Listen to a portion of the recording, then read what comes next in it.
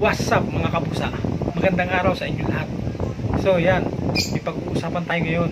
Yan, yung picture lalabas dyan sa screen. Yan, Rappler signing off. Oh, di ba? Good news.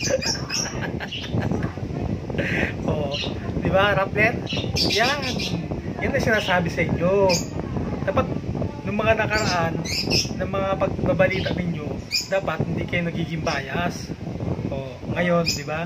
Pinipilit yung i-brainwash yung mga tao sa panahon ngayon alam na yung totoo ng mga tao, di ba? Alam na kung ano ngayon na media, ano, di ba? Yan yung bias ninyo, di ba? Kinalman agad kayo, o signing off na, o, di ba? Tapos yung mga vlogger pa ang binabanatan nyo, di ba? Sino ngayon? Yan ang mahirap sa inyo eh. Dapat kasi pag nagbabalita kayo, patas lang, yung wala kayong kikilingan.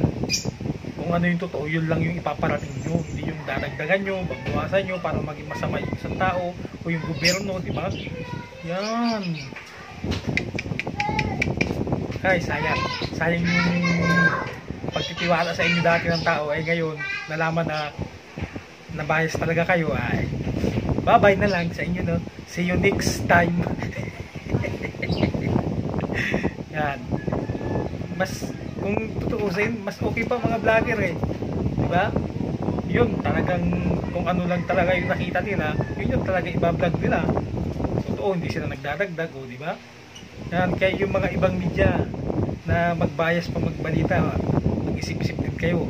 Baka dumating din yung oras na mag-signing on din kayo. Ano, hanggang dito na lang itong video to. Ginawa ko lang talaga ito ng reaction kasi natawa ako eh. Parang good news eh.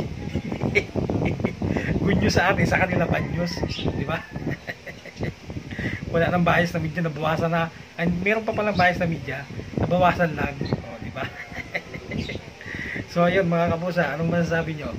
Comment down below lang. At kung bago pa lang kayo sa aking YouTube channel o ngayon lang kayo napadaan, pa-like, share, and subscribe naman. At pindutin nyo na rin notification bell para updated kayo sa aking mga videos na i-upload. Maraming salamat sa suporta mga kapusa. Sana tuloy-tuloy lang tayo hanggang dulo. Inuulit ko, ingat tayong lahat. God bless. At maraming salamat sa inyong suporta. Bye-bye.